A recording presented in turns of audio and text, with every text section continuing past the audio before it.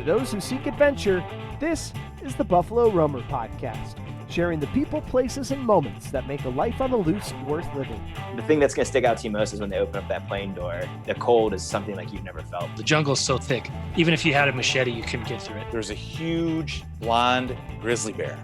And when it saw us, this thing put its head down, stomped on the ground, and hissed like an alligator. I just crossed this brutal stretch of desert, and I was really suffering. I'm your host, Will Collins. I'm an adventurer, outdoorsman, and roamer of wild places. I've backpacked the Brooks Range, rafted the Grand Canyon, and have canoed from source to sea, both the Mississippi and Yukon rivers.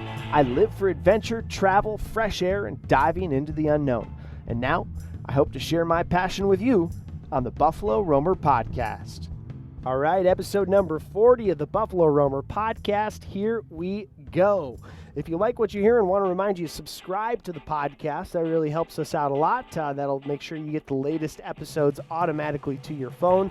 We post new episodes the first and third Friday of every month. If you want to find out more about what we got going on, BuffaloRoamer.com is a great place to start, or Buffalo Roamer on all the social medias. And also, one quick note before we get into the podcast, if you are listening to this relatively close to the publishing date here on the first Friday of March 2022, on March 12th, I'll be giving a speech at Canoecopia, which is one of the largest canoe events and canoe expos in the country. It's in Madison, Wisconsin, March 12th, 2022. I'll be giving a speech about my Mississippi and Yukon trips titled 4,000 Miles Across America by Canoe. So that should be a lot of fun. Swing by and say hi if you're in the area going to Canoecopia. Okay, episode 40. Gregory Hedger is on the podcast today. Gregory is the director of the International School of Yangon. He is currently in Myanmar, which is where I was able to catch up with him and speak to him. He and his son Max are planning a Mississippi River Thru paddle in this coming summer of 2022. So they've yet to set out for the journey, but they're staking out all their plans. And I had a great conversation with Greg. His son Max popped on just for a moment at the end. And Greg also has a really interesting story with all of his international travel and international workings with his school administration career as well as early on teaching. So without further ado, episode 40 of the Buffalo Roamer Podcast with Gregory Hedger. Really excited to talk to you, and we were just speaking moments ago. You reached out as a listener of the podcast, and you got a fascinating and interesting story and adventures on the horizon yourself. So thanks for reaching out, and how are things going for you this morning? Well, it's going good. It's bright and early over here. It's as you mentioned, I'm over in Myanmar, so it's 6:29 as I look at my phone. So I got up at 5:30, had a quick cup of coffee, and then ran over to my office so I could hook up with you here. Okay, great. Well, I'm glad we were able to connect. So give me a little background first on yourself, and then how this ties into to the Buffalo Roamer Podcast and the trip that you're looking forward to do with your son coming up here this summer. Okay. Well, one of the things that I found exciting is when I found out you were from the Midwest. I'm also from the Midwest. Grew up in the Twin Cities in the Minneapolis area, and my wife and I have a home now in Duluth, which is where we spend usually just our summers. But the two of us, we've been overseas for actually this is our 30th year now that we've been overseas. We're teachers. We originally taught in the Twin Cities area, but have been in a variety of different countries. We started out in Romania, then went to Indonesia, then Pakistan, then the Cayman Islands, then Qatar, then Venezuela. And for the last 6 years, we've been in Myanmar. And we've worked in a variety of different schools in each of those places. And starting in the Cayman Islands, I moved into administration and have been working as the head of school then in each of the schools since then. So I'm the head of school here, and the thing that's kind of unique, I guess, here is that while we're here, we met a young man who was living on the streets. He was 9 years old at the time, and we ended up taking him in and ended up adopting him. And so he and I are now planning, he's 15 now, so it's been a few years, but he and I are planning a trip down the Mississippi River, so source to sea. And we're going to be doing that this summer. And we're excited about it, but we're also taking advantage of the opportunity to try and raise money for children of Myanmar. You're probably aware that in addition to COVID, which is a very challenging situation here, there's also been political turmoil over the last year as the military took over control of the country. There's a lot of poverty, a lot of people suffering, and so this is our opportunity to give back, if you will. And so we'll be raising funds through the trip for a small school that's up in the mountains that our school supports, and then also for an orphanage on the outskirts of the city. Great, Greg. That's awesome, and that's a lot to unpack there. That's a great, it's a great intro, and that's exciting. So a lot to unpack, but first let's start with why the Mississippi River, since that's generally the region and genre of this podcast here. What's the calling to paddle the Mississippi River this summer with Max? Yeah, well, so I'm actually glad you asked that. So growing up in the Twin Cities, I actually lived close to Minnehaha Creek. I don't know if you're familiar with that, but it's a creek that feeds into the Mississippi River. And so growing up, the creek and the Mississippi were big parts of my life. We used to float on them in rafts and in inner tubes and all kinds of things whenever we had the opportunity. And of course, saw the movie about Huckleberry Finn when it came out, the Disney movie and all that. And so there was always a fantasy, a desire to travel down the Mississippi when I was a kid. And then when I was finishing college, I had an opportunity to participate in the Mississippi River Youth Expedition, which was part of the International Youth Year. And so I worked with the National Youth Leadership Council. I provided the logistics for that trip, and then also participated in several legs of the trip. And with that trip, we would have kids from all over the world who came in. They'd spend 10 days on the trip on the river, and then they would leave, and another group of kids would come in for 10 days and so forth. And we made our way from Itasca down to Cairo, Illinois. Which is awesome! 1,300 miles. Yeah, and after that, well, first of all, the thing about that trip is I really, even to this day, believe it was the first introduction I had to kind of multiculturalism, if you will. Sure. As you're back in those days, especially, I'll find out if it's still the same, but back in those days, as I made my way down the river, most of the towns still had very much the ethnic flavor that they'd had as, when they were settled and when they developed along the river. And it was just, for me, it was just such a fantastic experience. And I actually still to this day feel like that was kind of my introduction to a desire to see the world and to experience different cultures. But at the time, I thought, geez, someday I'm going to come back to the river, and I'm going to come back with one of my kids and do the whole thing. And so that was kind of a fantasy I had. But then I had 3 daughters, and all 3 of my daughters were not interested in making that particular trip with me. And so I kind of gave up on it.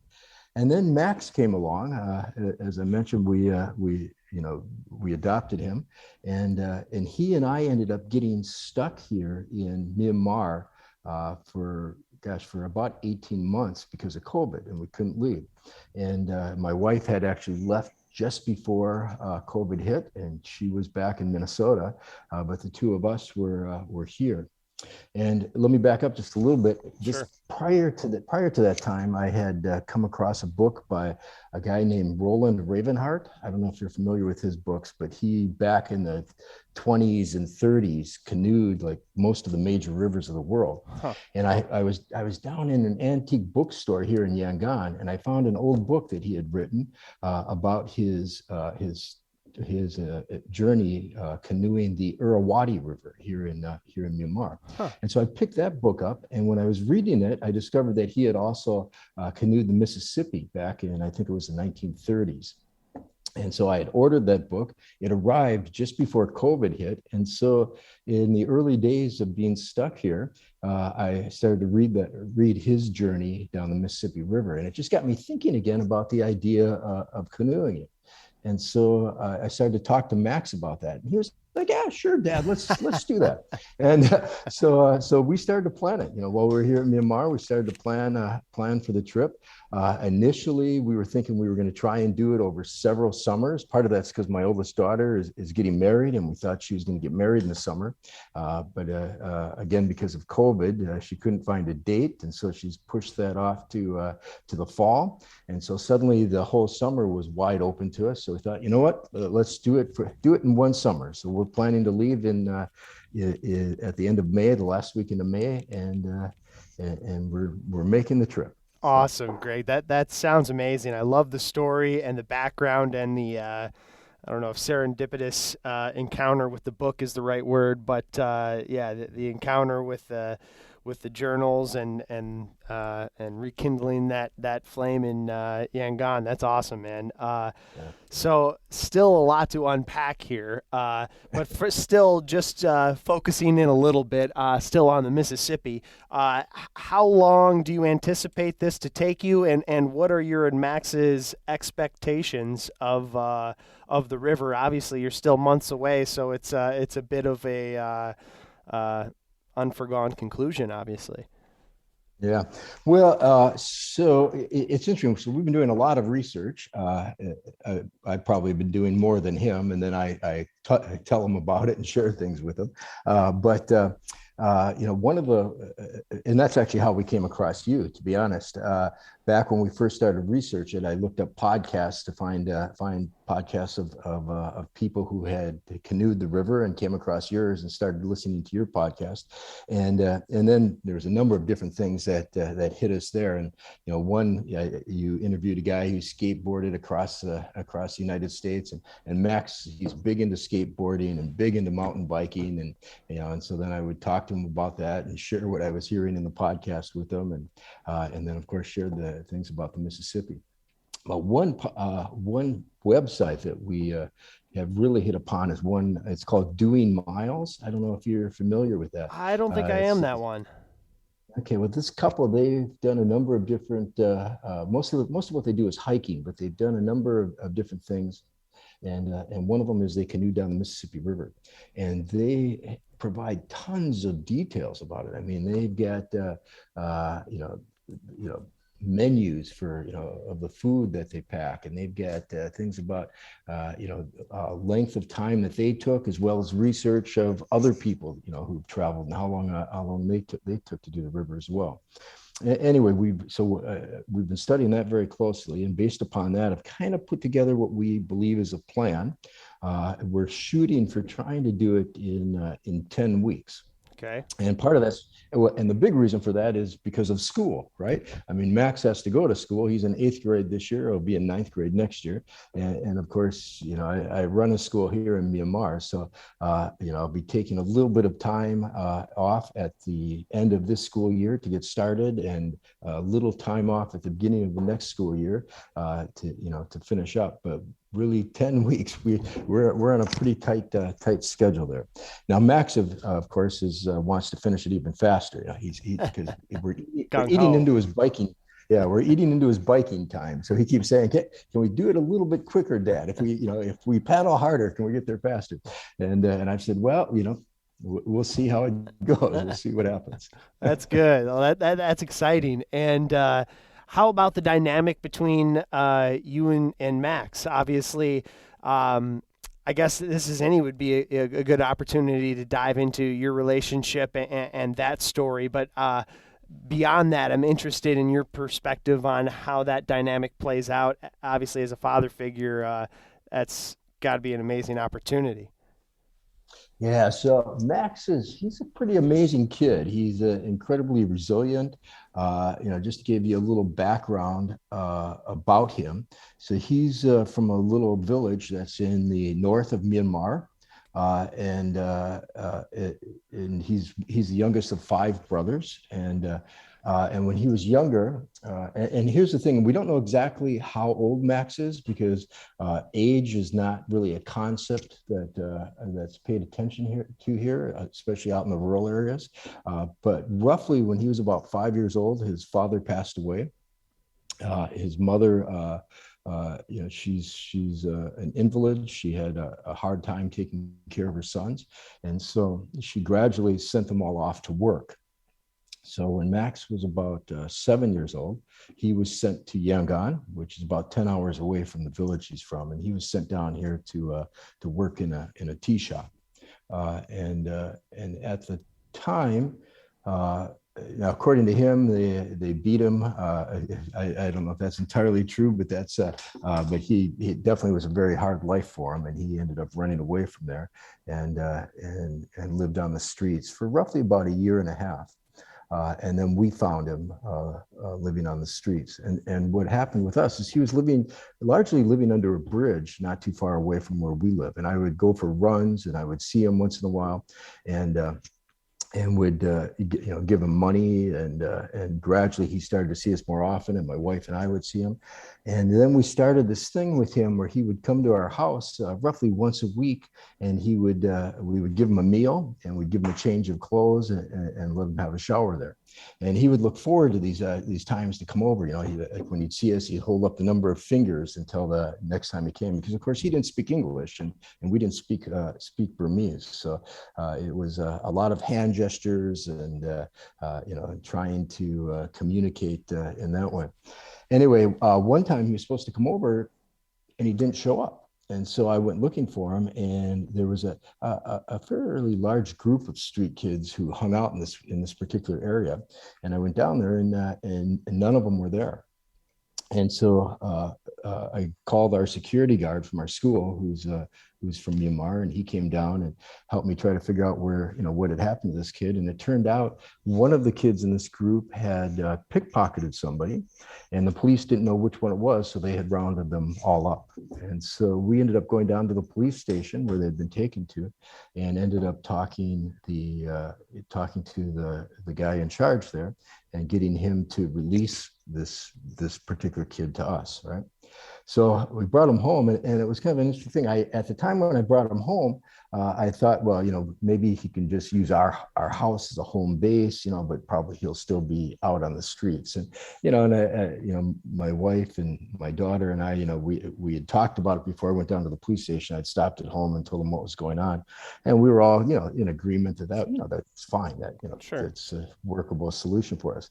Well, he got in the house, and he never left. So he was there, and we weren't looking, to have another child. As I mentioned, we had 3. Our youngest was still with us, but he just stayed with us, and gradually over time, we fell in love with him, and made a decision to try to adopt him. But and there's a ton of stories within that. I'm sure. If you want to. I'm sure. But and of course, as I said, he didn't speak any English, so there was a lot of challenging times. I mean, a lot of the frustrations that we dealt with him in the beginning simply had to do with the fact that we couldn't communicate. Sure. And so we would misinterpret things that he was trying to communicate. He would misinterpret things we were trying to communicate, and then we'd all be frustrated with each other until the next morning when I could bring him to school and have somebody translate for us, right? And then we'd figure out what was going on and come up with a solution for it. But gradually he started to learn English. We were initially given, we eventually went to court here in Myanmar and were given guardianship of him. And then gradually over time, we adopted him. And actually the adoption just went through this last summer. So he was, living with us, and we were his guardians, and he was able to travel back and forth to the U.S. every summer with us on that. But now the adoption is complete, and that's actually, he and my wife are still in the U.S. because they're waiting for his citizenship to come through.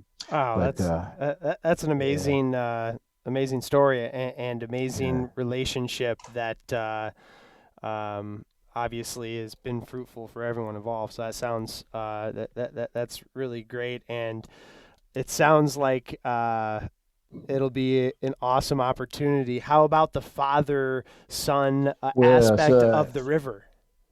yeah, well, so that's the next thing I wanted to get to is, I mean, he and I have a very close relationship. We're, we're good friends in addition to being a father-son. And part of that has to do with just the way that we've ended up raising him since he came to live with us. I mean, he obviously was very independent when he came. And so, we had to be very considerate of kind of, I don't want to say the boundaries, but really of our expectations for him. For example, when he's back here in Myanmar, I mean, he's still, he's made friends at the school. He goes to our school, and he's made friends here.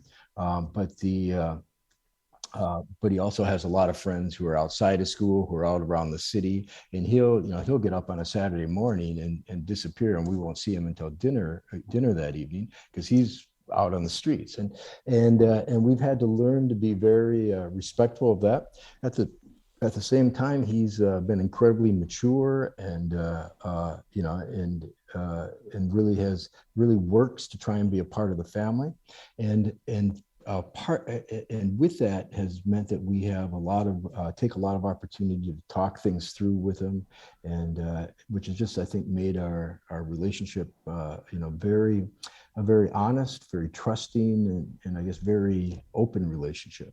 And so, as we travel down the river, I mean, I'm looking forward to it, as an opportunity to continue to bond with him, but also to continue to explore the friendship, the relationship, the father-son relationship as well. And then the other part of it that I'm looking forward to is just simply, we don't know, he hasn't communicated a lot to us about what his life was like before us, right? Now we've gotten to know his family, we've gotten to know his mother, we've gotten to know two of his brothers, but he doesn't talk a whole lot. I mean, every once in a while he'll drop some little snippet of information. So I'm actually hoping that during the time on the river that he and I will have more opportunity to talk and explore some of that. And then of course there's also his hopes and aspirations. He's got a dream. He wants to own a bike shop when he gets older. So we'll of course explore that a bit more and talk about that. And great. Yeah. So. Anyway. That's exciting. And what, at least from your perspective, what is his, how is he taking the trip, and what's his excitement, and what, how do things look from his eyes? Well, I think so Max is somebody, he likes challenges, and so I think he's excited about the challenge of it. I think to be honest, I think he's more excited about doing it because it's something I want to do. And so he wants to do that with me. I think if you were to ask him, is he excited about getting up or sleeping on the ground every night and getting up and paddling all day long and getting sore and tired? I'm not sure that he's completely sold on that aspect of it, but he does, he is excited about doing it with me. He's also, though, to be honest, he's incredibly into the outdoors. I mean, he loves to fish, for example. I mean, I'm not a big outdoor person. Here's the thing. I love the idea of going down the river because of the multiculturalism that I talked about. I mean, I love to explore different cultures and that type of thing, but I'm not somebody who loves being in the outdoors. I prefer sleeping in a hotel room. But this is this is what we're doing, and so we're going to do it. But he enjoys the outdoors. He's big into camping. He loves to hunt. When he goes home. So here's the thing: is when we received guardianship of him, his mother had to come to court with us, and at the time she said, is it possible for me to see him, once in a while he's living with you guys, as long as you're in Myanmar? And we said, sure. So we roughly once a year, we take him up to his village, and he goes and visits his mom. And while he's there, I mean, they're catching their food, they're fishing for it, they're hunting for it, they set up traps and catch things. I mean, he loves that life, and he loves being in the outdoors. And so from that perspective, I mean, he's already talking about fishing. It's funny, I saw a video about the flying fish of the river. yeah. I don't know if you're, yeah.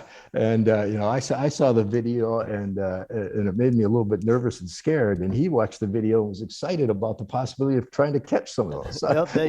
You don't have to try too hard. If you get them in the right, if you get them in the right area, they'll jump right in your boat. Yeah. Oh my goodness. I remember the first time I ran into him on my trip. I was paddling, and all of a sudden, I think what it is when you get into shallow areas, specifically the sound of motors I hear, but I guess paddles and other things as well, they get spooked, and that's when they start jumping. And Right. so one of them, the first one, jumped into the side of my boat, and it made this just thud sound like a torpedo. And I was like, what in the world? And another one, just comes jumping and grazes my arm. And they're big animals, they're big fish. Yeah, they got some meat on them. And it's something, like I said, back in 1985, when I was involved with the Mississippi River Youth Expedition, I don't remember seeing any of those things. So when I first heard about them and watched the video, I was kind of like, where did they come from? And as I said, it made me a little bit nervous. But no, Max is very excited about that. So. Oh, that's great. That's great. Well, that's going to be exciting. And tell me just a little bit. I want to get some background on Myanmar and some of your schooling and travel history and all that stuff as well. But give me a breakdown. Now I just lost my thought here, Greg. Exactly what I was going to ask you. Okay, no worries. Well, I just lost what I had. So why don't we go with this? Give me a breakdown of Myanmar and your time in Myanmar. I think I read you've been there the past 6 years. Obviously, there's been a lot of turmoil and changes. Give me like a broad stroke layman's perspective of Myanmar. Yeah, so Myanmar, if you're not familiar with it, sits between Thailand and India. And so it's a wonderful place. It kind of has a blending of those two cultures that's kind of evolved into its own culture over the years. And of course, it used to be Burma, right? It and was a British colony up until shortly after World War II, and then has been independent since then. But through most of its history since 1960, it's been under different military regimes, except for a very brief period, which ended last February when the military took over the government again. So it's had a very difficult history, if you will, and it's had a very difficult time.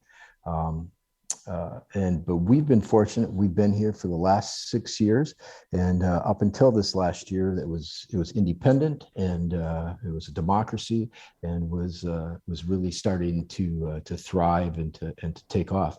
But it was an interesting place to come to because we came here just as democracy was starting to take hold, right?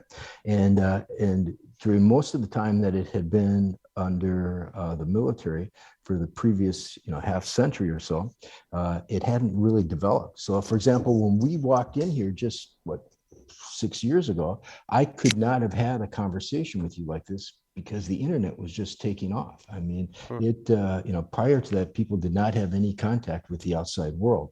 And so we've been here through that and have been a part of the evolution, and it's been very, very exciting.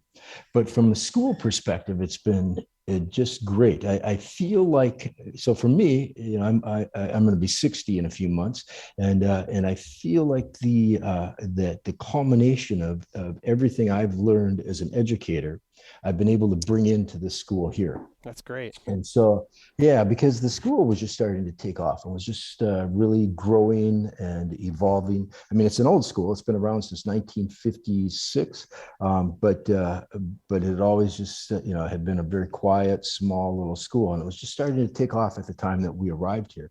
And so one of the things that was great is I was able to take all of the things that I really believed about education and had learned it from other other places and brought them all together here. And so one of the first things we did is, we brought in a consultant and looked at our mission and vision and the direction of the school. And all of that changed and really, a lot of schools have a focus on academics and so forth. And academics are important to us, but what we really began to focus on as a result of that process of looking at who we are is we begin to focus on the idea of compassion. And that has become the focus of my time here at the school is looking at, how does compassion fit into education? How do we develop students who are going to be more compassionate in the world? And with that, we develop these strategic themes that focus in on things like service learning, environmentalism, the United Nations Sustainable Development Goals.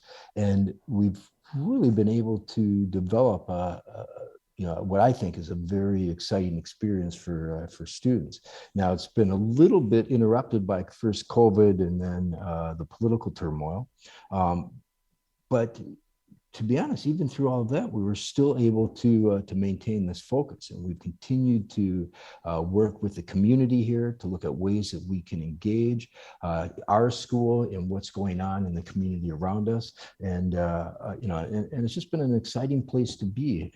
And again, going back to these two service organizations that that's our schools. I'm glad you brought it back, because that was where I lost my train of thought. I was tying it together with the charities and the trip and back to Myanmar. So yeah, please proceed. So so our school, through this focus on compassion, one of the big things that we've developed is service learning. So and it's not just the idea of community service, but it's the whole idea of how do we engage with the people around us or with the things that are going on around us, and how do we learn from them, and then how do we contribute to making life better. And so with that, our students have developed all kinds of service learning projects. I mean, if you go on our website, there's tons of information about service there. But in particular, we have a couple of service organizations that we have really focused our time and energy on. And one of them is a project with an organization called United World Schools. That's an organization that's run out of the UK that works in areas where there isn't a lot of opportunity for schooling. And what they do is they go in and they, working with partner organizations, they build a school and make a 10-year commitment to training teachers, to providing materials and so forth. And so we have partnered up with them, and we support a school that's in a little area, a little mountain village in Shan State that might not otherwise have an opportunity to education. And we paid for the building of the school there. Prior to COVID, our students would go up there and engage with the kids there. We worked with the teachers there. We've made a 10-year financial commitment to supporting that school in that community. And so that's one of the places that Max and I are raising funds for. And then the other is an organization called Care for the Least Center, and that's an orphanage that's out on the edge of Yangon, and it's a place that was started by a local family. They started to take kids in back in the 90s. It's kids who were in need. Largely because of poverty, then because of things like Cyclone Nargis and then some of the ethnic strife that's gone on. And they actually, over the years, have taken in over 700 children and raised them, and then sent them out into the world. And so our school has been engaged with that particular organization for a large number of years, but we really, since we took on this compassion focus, has engaged with them more meaningfully and tried to make more of a difference there. And it's where they're at, it's a small farm. You're a small farmer. It's a small farm, and the kids who live there participate in helping they grow their own food and live there, but it's a fairly impoverished area. I mean, they don't have any electricity. The road going up to their place is, it's just a dirt road, which is muddy and difficult to get through during the rainy season. They don't have enough housing for everybody. And so, there's a lot of need there. And so part of what we're looking to do is to raise funds for that organization as well. So donations that or financial commitments that are made as a result of our trip are being equally divided between those two projects. Yeah. And we'll put it in the show notes, and we'll hit it later on as well. But if somebody was so called to contribute to your guys' Mississippi trip and by such to those two charities, how would they do that, or what's the best way to do it? Yeah, so Max and I have a blog. It's and we can share that information for the blog with you. But we have a blog about the trip, and we've been putting information about the trip, about each of those two organizations on the blog on a fairly regular basis now. And see, again, because this is these are two organizations, our school supports. We have student clubs that are engaged with those two organizations. So they've actually been putting together things about them that go on our blog as well. So we've got a group of students who put together a video about the United World Schools project, and that's on our blog. And we've got another group that's working on a video about the Care for the Least Center, and that's on there. And then they've written some things. So that's all on our blog. And then, but our commitment then is when we start to travel, Max and I are going to do at least 2 postings a week to the blog so people can follow along. But when you go on to our blog, there's actually a spot there that talks more about those two service organizations and also provides an opportunity to donate. Great. And so far, I think we're up to about $8,000 that's been committed. That's awesome. And our goal is to actually see if we can get up to 50,000. So we've got quite a ways to go. That's nothing to shake a stick at right there. That can that could be put to good work, I'm sure. And what is the blog? How do we get to the blog? It's Gregory Hedger, so GregoryHedger.wordpress.com/Mississippi-river-journey. Okay, perfect. There you go. Maybe even just Googling Gregory Hedger might point you in the right direction too. So how did you first get involved with the international schools and kind of take that plunge into a more or less expat life and traveling and living in communities away from the United States? Yeah, so as I mentioned earlier, my wife and I were teaching in Minnesota. I was teaching in a suburb of the Twin Cities. My wife was teaching in North Minneapolis, and we were young.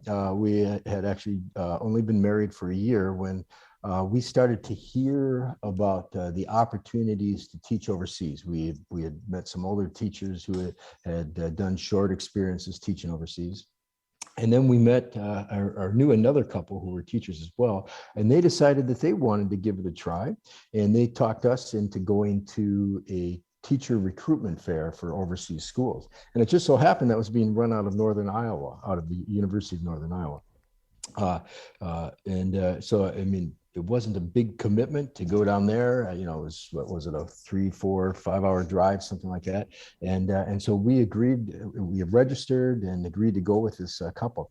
And I mean, times were back in those days, it's amazing what you did. I mean, we drove down there with this couple. We stayed in a tiny little motel room to go to the interviews. And I remember getting dressed for the interviews, and we'd be standing, taking turns standing on the bed to look in the mirror so we could, put our ties on or whatever and get ready to go. And then we went out to interview, and our expectations were not real high. My wife and I, we thought, kind of thought that, we were there more for the experience, there for the adventure of being with this couple, but we really weren't sure that we were going to end up overseas. And then we went to interviews, and the interviews were set up so they were in like a college or a university building, with classrooms, and in the classrooms where there was different heads of schools and from all over the world, and you would go in and you would have an interview, and then you would leave and go to another interview. Well, about halfway through, we ended up being offered jobs to go and teach in Romania. And of course, Romania had just opened up. This was in 91, because we went to, or I guess it would have been 1992. So we went over, we got offered these jobs, and we thought, well, for 2 years, sounds like a great experience. And so we ended up going. And again, it was just supposed to be for a 2-year experience. And we went there, and 2 years ended up becoming 3 years, and then 3 years became 4, and then 4 became 5. And then, and 5 was the maximum amount of time that we could have leave of absences from our jobs in Minnesota. And so in the 5th year, and by this point in time, we had started to have children too. So while we were there, we had our first daughter and then our second daughter. And were you coming back for summers at this point? Yeah. We came back every summer. Yeah. And so we were, so in the 5th year, that was the last year that we could have a leave. And it just so happened that through our head of school, we ended up being offered jobs in Indonesia for the 6th year. And so we kind of sat and talked about it and thought, you know what, are we going to go home, or are we going to make this overseas thing a career? And we thought about it. We thought, well, we really like it. We like the opportunities it provides for travel. The kids who we had, knew from our schools who had grown up overseas, we were impressed with, the kind of people that they were. And we thought, that's what we'd like for our kids. And so we decided to make the overseas life our life. And from Romania, we were in Bucharest there. And from there, we ended up going to a small oil camp school on the island of Sumatra. We spent 5 years, and 5 years there. What does an oil camp school mean? Yeah, so this school was out in the middle of the jungle. In a camp. It's funny. It's all around you is jungle, but there's this camp right in the middle of it. And when I say camp, I mean 5,000 people living there. I believe it was, and of which a handful, a couple of hundred were expats, right? And so in the camp, and these were all people who worked for the oil company. And okay. This particular project was run by what was called Caltex, which was a partnership of the Indonesian oil company, and then at that time Chevron and Texaco, right? So they were drilling for oil out there in the jungle. And the people who were living in the camp were all people who were involved in that project, and so they had a school there that was for the Indonesian kids, and then they had a school that was there for the expat kids. And I think we had about 120 kids total in the school, and so there's a handful of us teachers living there who were teaching those kids. And that was a great experience. We spent that time there. And then it was while I was there that I decided I wanted to move into more administration. And so we went from there to Pakistan. And I was a elementary school principal there. And we were only there for 1 year because it was a very challenging time. And this was right after 9/11. And so we stayed there for 1 year. What was, I'm curious what your overarching takeaway was from that challenging time. Yeah. Well, it's funny, so to this day, with the exception of Myanmar, I think that school in Pakistan was probably my favorite school. I loved the kids. I loved the sense of community that existed there. And part of it is one of the things that I've seen, and I know there's been lots written about this type of thing as well, is that during times of crises, right, people usually really come together, and there's just a sense of looking after each other and caring for each other. Well, in Pakistan at that time, at the school, it was a constant sense of crises, right? And so everybody was really tight, and it was it was really great. But it was also a bit of a challenging time. I mean, there was that was the time when Daniel Pearl was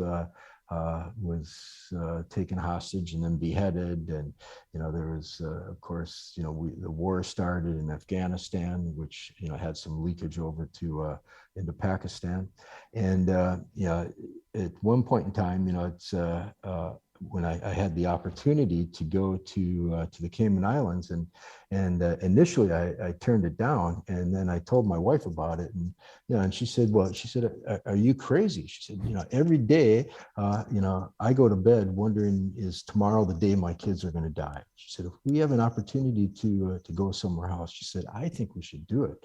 And that kind of put it in perspective for me. I hadn't had that same sense. Part of it, I was Sure. into the school and running the elementary school, but when she expressed it to me in those terms, I realized, we probably can't stay here. And so then I began to explore with this organization called the International School of Services, the idea of going to start it was a brand new school that they were starting in the Cayman Islands, the idea of going there and starting that school for them. And so that's what we did. We moved down there. We spent 4 years there, and as I said, it was a brand new school, so it was kind of tight living. I mean, the school wasn't making much money initially. And what grades are these schools typically, and what are the student populations typically like? Obviously, we're talking all over the globe, but generally speaking. So generally speaking, the schools are a preschool through grade 12. Right. But that's not always the case. Like we were at the Caltech school in Indonesia, that was a preschool through grade 8 school. Romania went up to grade 12. Pakistan went up to grade 12. When we were in the Cayman Islands, it started as a preschool through grade 8 school. And I was there for 4 years, and then each year we added grades to it. So by the time I left, it went up through grade 12. And then I went to Qatar. That was a preschool through grade 12 school. Actually, all the rest of the schools I've been at have been preschool through grade 12 schools.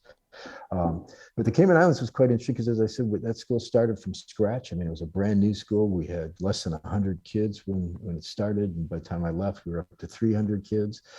We went through a Category 5 hurricane there, which just devastated the island and also the school. And then but we stayed and rebuilt after that, and then also simultaneously with that going on, we're engaged in building a new facility so that the school could continue to grow.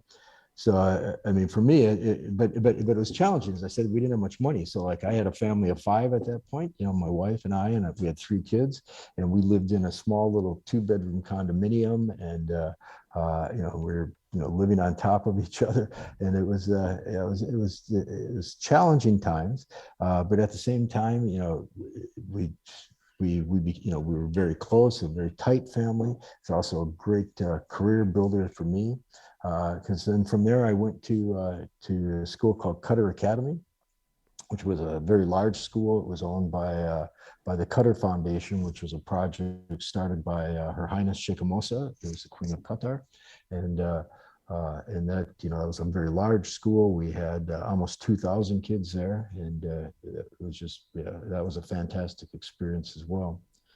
And then we went to Venezuela, which what is I want to stop you and pop into both of those places, but first, Qatar,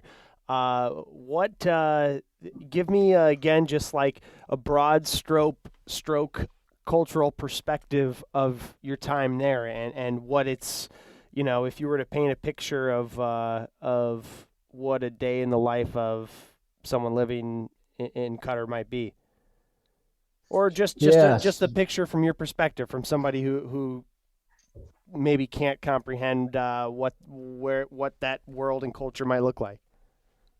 Yeah, so Qatar was a wonderful experience also. So here's the thing: every place I've been at, people sometimes say to me, what's your favorite place?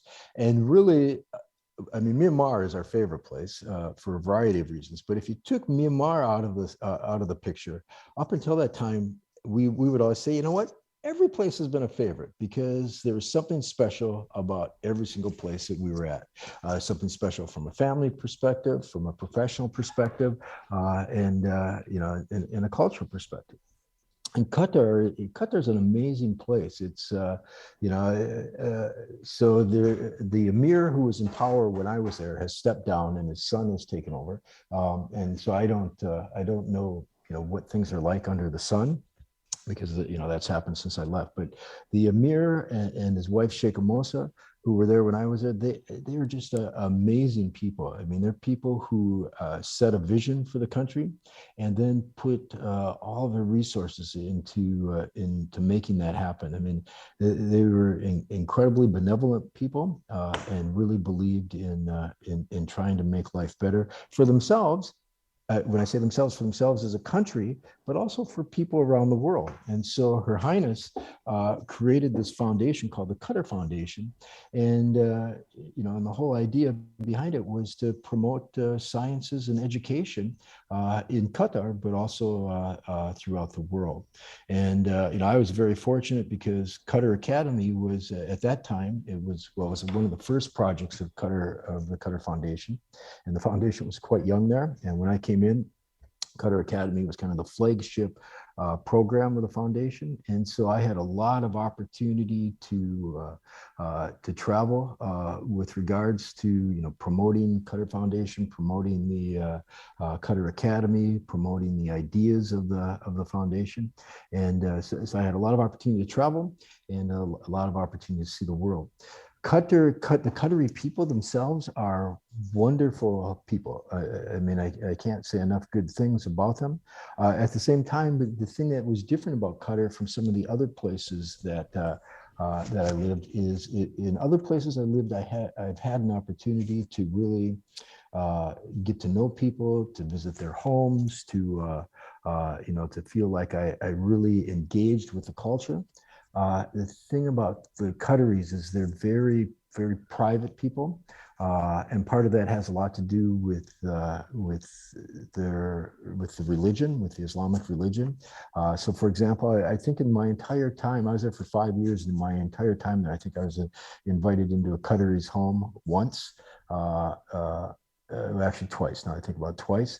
Very rarely, I had an opportunity to meet people's families outside of school. I mean, in school, of course, I did, but yeah. So it, there wasn't the opportunity to mix with the local culture like there had been in other places. So what that meant is the people you were engaging with a lot were other foreigners like yourselves, and so that was kind of interesting, because here I was in another country, but it was really just mixing with the foreign population. But still, it was a great time, great professional opportunities. It was a great place for my kids. I mean, they loved going to school there. I mean, that's where they kind of spent the majority of their, like for my oldest daughter, she went to high school and graduated from there. My two younger daughters, one did her middle school years there, and the other elementary and beginning of middle school. So they have a lot of fond memories about Qatar as well. And it was an incredibly safe place, and yeah, so and during our time there, it changed a lot. It grew as a city, and so I was able to be a part of that. And but yeah, that was a fantastic experience as well. Awesome. And Venezuela next. How long were you in Venezuela, and what time period? Yeah. So I was in Venezuela from 2012 to 2016. Okay. Excuse me. And that was a challenging time to be there. That was during the period of time when Chavez passed away, Maduro came to power, the demonstrations that continue to plague the country really grew strong during that period of time. I mean, our school was right in the heart of the city, if you will. And so, I mean, there were times when, we'd be at school and there'd be tear gas from the demonstrations that was waffling up into the schoolyard. And, we could hear the demonstrations and hear the shooting going on. And that was quite a challenging place to be. And of course, there's a high crime rate in Venezuela as well. I mean, we had a couple of teachers during the time I was there who were held up at gunpoint while they're outside the school walls. We had the school's attorney, who I was good friends with. He was his apartment was broken into, and he was stabbed to death. That was a very challenging environment. Not to mention the fact that the economy was falling apart. But at the same time, the school itself continued. We continued to exist, continue to provide an education for the students that we had, and continue to move forward. And but that was certainly a difficult time there. But anyway, after 4 years, we had an opportunity to come here to Myanmar, and so we left there after 4 years. And as I said, I've been here for 6 years. We've seen challenges here as well. I mean, it was funny for the first. So it was interesting when I got here to Myanmar. The first year I was here, it was like every day. I was walking around and just kind of like waiting for something to happen, and I finally realized that was because when I was in Venezuela, I mean, I was under so much stress there. I mean, a number of times where the head of security would call me at 5 a.m. to tell me about something that was going on, whether it was demonstrations or a roadblock or this person, something happened to this person or whatever. I mean, that was just constant there, right? And it was, I felt like I was constantly dealing with crises there. And then I came here and, about, 2 or 3 months into my first year, I realized, oh my gosh, you know what? I'm walking around in a constant state of stress because I'm waiting for the next crisis, and there's no crises. It was fantastic. I mean, all I was doing was dealing with educating, with running a school. I mean, there was nothing else going on, and it was just an amazing realization. And for the first 4 years, all we did was just build a fantastic school. And then, of course, COVID hit, and then the political turmoil. So the last 2 years have been incredibly challenging. Last year, especially, was very, very challenging. But this has been a great spot here. So that's great, and it seems like a maybe broad and naive question, and maybe too broad, but being in Pakistan around 9/11, being in Venezuela during their crises, being in Myanmar during a military coup, how do you personally, does this stuff like weigh on you, or does it? I guess how do you navigate those challenges, or it's just so above your scope that it's just you just do you and you work through your day? Yeah, so Will, it's a funny thing. So there's a couple of different aspects to that. I mean, first of all, one is that really I love life. I mean, it's a funny thing to say, but I mean, I love the challenges of life, and I tend to look at the things that are going on as challenges to be overcome, right? How are we going to engage in this challenge? I mean, that doesn't mean it doesn't weigh me down. Things do. It doesn't mean that I don't get stressed. I do. I mean, just ask my wife. She probably has to deal with that more than anybody. I love the challenges that life brings my way, and I love the puzzles that it creates, and trying to figure out the pathway forward. To be honest, one of the things that I found incredibly difficult with COVID is it was so difficult to try and figure out a way forward, because it continued and continues to throw unexpected challenges our way, and it's hard to plan a path forward. But still, we've managed to work with that. These are part of the challenges of life. In fact, one of the things I love about being overseas is you can move. There's an expectation that you're going to move from one school to another, right? when I was a kid, when I was younger, I would get a job, as a dishwasher at a restaurant, and I'd work there for a year or so, and then I'd get a job somewhere else.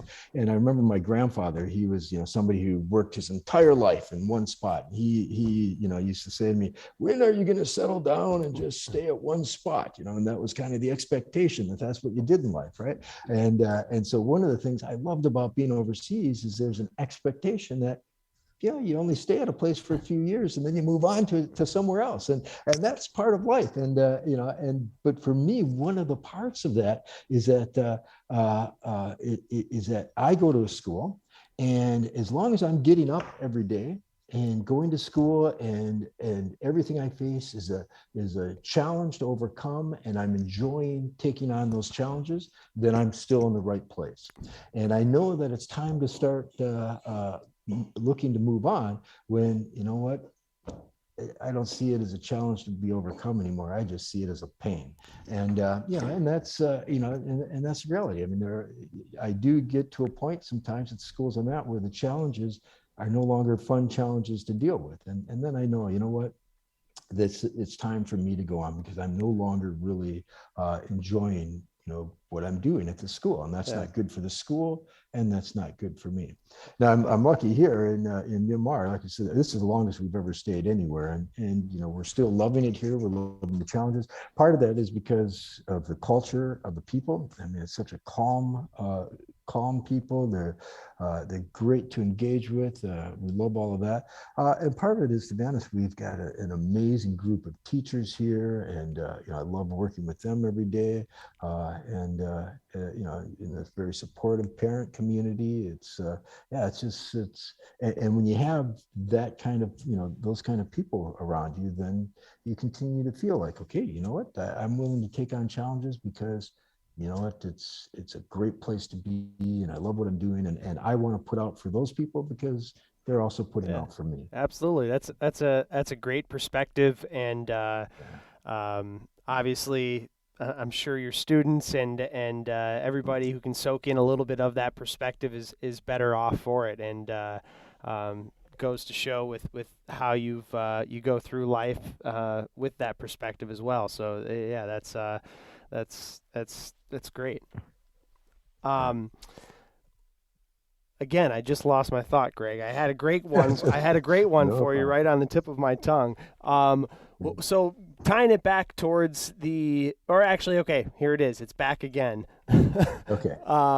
What are you kind of hinted at it in that last answer, but what are some of the overarching things that you've taken away from this international teaching career and more or less lifestyle that is unique compared to many others, especially here in the States? What are some of the things that you've taken from it that you value? Well, actually, before I get into the things I've taken away that I value, here's an interesting perspective. So, back when I first went overseas, which was 1992. I mean, the U.S. at that time seemed like it was a fairly homogenous country, right? I remember, growing up and then teaching, and, most of the people I interacted with were people like myself. I mean, I very rarely ever heard anybody speak another language. And if I did, it was kind of like this unique, special thing. And you wanted to kind of, find out what that person was like, right? It was just such a rare thing. And, and we went overseas. And I don't know exactly when it happened, but at some point in the 90s, I came home for the summer and was at the airport in Minneapolis, and suddenly realized that most of the people around me are not speaking English. And then I started to interact with other schools, especially once I got into administration, because I'd go home for conferences and so forth. And at some of those conferences, there'd be schools from the U.S. And I started to realize that to a certain degree, the schools in the U.S. had become more multicultural and more international than some of the schools I was at overseas, right? Because a lot of the schools that I'm at overseas, these schools that I'm at are set up largely to support the expat population that's in the country, right? So during normal times, for example, here in Myanmar, only 30% of our school population is Myanmar. The rest of the kids are from from other countries around the world. We had before COVID, we had 52 different nationalities here, but the two largest populations were that 30% Myanmar, and then about 27% were Americans, right? So I mean, to a certain degree, what I have been experiencing in some of these, not all of them, but in some of these international schools, is almost less international, if you will, than what's happening in the U.S. today. I mean, I go home and go and visit schools, and there's all kinds of languages being spoken in schools in the U.S. now. There's people from all over the world. There's different religions. I mean, it really has become a multicultural place. And again, we have all of that overseas, but it is interesting because people, I think, often assume that we're experiencing something unique and different in our schools, and we are. But the reality is, in the U.S., there's a lot of that going on now too. But what do I get? I think one of the things that I feel we get from the opportunities we've had, and I really see this in my kids because all three of my daughters have grew up going to school overseas. They're all back. They're all back in Minnesota now, believe it or not. But they all grew up overseas, and I just see them having a greater sense of tolerance for others, a greater respect for other cultures, a sense of greater joy in experiencing what other people have to offer. There's that. And then as a family also, I think to a certain degree, because as we traveled, and as we've lived in different places, sometimes all they had as far as the support system was our family, right?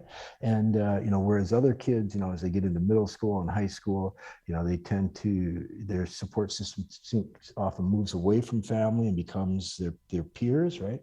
For my kids, it pretty much always stayed their family. And so that's still the case. I mean, I'm sitting over here in Myanmar, but I mean, almost on a daily basis, I'm talking to my daughters, and my wife right now as well. We're a very, very tight family. But again, at the same time, also there's, like I said, this greater, what I perceive as a greater sense of understanding and tolerance and respect for others as well. So it's kind of an interesting, I guess, dichotomy, if you will. Yeah, absolutely. It's great. And that's not surprising. And I think on a slightly different scale and maybe a slightly different angle, but looking back on my trips down the Mississippi and down the Yukon River, two of the pivotal trips so far in my life, or experiences, I guess. On the Mississippi, I just met people of all different backgrounds, all different, even cultures. I mean, the people in the far north of Minnesota are a whole lot different than the Cajuns down in the swamps of Louisiana, and you might think you're in a different country. And the people I met along the way from all different backgrounds, rich, poor, smart, maybe not so smart, but kind and giving. I think that I took from that, like you said, more tolerance and just being open to meeting strangers and hearing their story. And that's the other thing that I found interesting, that I think that trip kind of opened up to me as well, is that, and I always knew it, but everybody's got a story. Like, you just sit down and ask the right questions and let somebody talk. Pretty much everybody has an interesting story, and doesn't matter where they come from. And it's fun to be able to share that with people who are different, right? Yeah, no, exactly. And I think you're exactly right. And that's, I think, part of the great joy of getting out, whether it's getting out around the US, getting out around, North America, or getting out around the world, is just the opportunities to hear those stories and to engage with people and to experience what other people are experiencing. And again, I mean, I'm very excited to get on the river this summer and just to see how it's changed since 1985, if it has changed. Again, like I said, I still think of that as one of my first true multicultural experiences, was that trip on the river. And so I'm very keen to see if it's changed at all, or if that's still the way it is. And That's great. so I'll certainly be looking forward to following the adventure, and we'll certainly have to connect after the trip and hear how it all broke down, and how everything went. So yeah, I'm looking forward to it. Remind us again the charities that you're doing this on behalf of, and where we can find that information and donate. Again, so the two charities are the Care for the Least Center and United World Schools, in particular the school that we support with them in our partnership. And you can find information on those and donate by going to our blog, Gregory Hedger, so GREGORYHedger.wordpress.com/Mississippi-River-Journey. And if you go now, one of the things real quick, since we're kind of tying things up, I don't know if you want to. I told Max that there was a possibility we might call him and try to get him in here. So he's that'd be great. By the phone. Hey, Max, can you hear us? Yes. Hello. Okay. Awesome. How's it going? Good. Very good. And Greg, do we still have you? Yep, I'm still here. Okay. How you doing, Maxie? Perfect. Good. Great. That's great. Well, Max, thanks for hopping on, man. We've had a great discussion talking about your trip and how excited Greg is about it. And I want to get your perspective. What are you looking forward to about the trip coming up, and how are things kind of swirling around in your head? I'm really looking forward to just really get out and then paddle with Dad for a whole 10 weeks. Think that'll be fun and lots of talking. It's a long time, 10 weeks. It's a long time for together, side by side, doing everything together. Especially we haven't really done it a lot of thing in a while, like especially together. So that'll be fun. What else? What are you nervous about, or what are you what are you nervous about, or what are you anticipating might be some challenges? I would say probably some den, like the water stuff, the gates and stuff. That seems scary, just because I did more research about it. Those seem scary. That's good. And well, probably... if I'll give you any sort of I don't know what the right word is, but if I can put you at ease at all, the locks and dams, I think they're awesome. They're once you go through your first few of them, and for people who don't know, the Mississippi River has 32, I think it is. I could be wrong. 26. 36. Okay, perfect. 36 lock and dams, which control the water levels. And when you're in a little canoe, it can be a little daunting passing through them. But once you go through your first ones, you'll do just great. Yeah. Another thing I'm quite scared is once we get down, it get wider, and the weather can change very quick, and the animals out there, there's alligators and all this stuff in there. So I was like, huh. Yeah, the alligators are a little goofy. I'm with you on that one. That was one of my apprehensive thoughts before as well, because I don't know what kind of wild animals, or if there's much wild game in Myanmar, but I've dealt with a lot of bears, being from in North America, in the north, in Minnesota. You're in Minnesota now. I've dealt with a lot of bears, but when I was thinking about the trip and dealing with alligators, I was I was nervous too. Yeah. Yeah, I'm kind of interested to see how we end up sleeping at night with alligators around us. How did you do that, Will, when you went through the area where the alligators were? Well, the one time I had an alligator. Again, this is coming from a Yankee up here, right? So the one time I had the alligator tracks around me, they were all fresh right around me, and it had just gotten dark, and I I thought in my head that if I saw fresh alligator sign around me that I'd just move campsites. But of course, it was a long day, dark, windy on the river. So all I did was just built a really big fire and tried to sleep sound. I don't know if that's the right thing to do or what the right thing to do is. Yeah, I think that's one of the things that has me most nervous is the idea of the alligators as well. The other thing that I found interesting that I didn't expect was armadillos. There was one night when I was sleeping in my tent and I kind of heard like some rustling in the woods next to me. And I'm like, what is that? It's, it was enough and it kept going, kept wrestling right next to my tent for maybe 5 or 10 minutes. And I poked my head out of my tent and didn't see anything. And then the rustling came back and I looked and sure enough, there was an armadillo kind of right on the side of my tent and he would just take a couple steps and my whole tent would shake. So that was a new one for me. Yeah, to be honest, I hadn't thought about those. Yeah, that'll be interesting. Max, what are the biggest things you're looking forward to? I know I asked you that already, but other than just spending time with your dad on the water, is there anything in particular that excites you about this journey versus doing something else?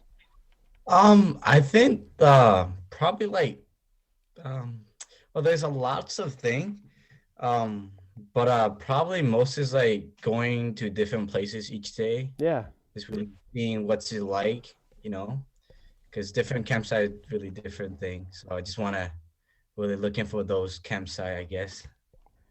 awesome. Do something. Yeah. Yeah, absolutely. That's great. Well, I think I'm going to wind her down here. I appreciate you hopping on. I know it was short and sweet, but it's great to meet you, and I'm looking forward to following your guys' adventure. And I told Greg that we'll have to reconvene after the trip, or maybe even during the trip. It would be kind of cool to get a update from the river too. So good luck, and I'm looking forward to following. Thank you. All right. All right. Well, thank you so much, Will. We appreciate you taking the time to talk to us. Yep, absolutely. It was a blast. I really enjoyed it as well. And you guys take care, and we'll stay in touch. And best of luck on the river and with the fundraising efforts. Okay. Thank you very much. Right. Thank you. Great. Bye-bye. All right, there you have it, episode 40 of the Buffalo Roamer podcast with Gregory Hedger and his son, Max. Please don't forget to subscribe to the podcast. That helps us out a lot. That means you'll get the latest episodes when we drop them on the first and third Friday of every month, so make sure you're subscribed. If you want to find out more on social media, at Buffalo Roamer, and the website, buffaloroamer.com. Go get outside, get some fresh air. Until next time, my friends.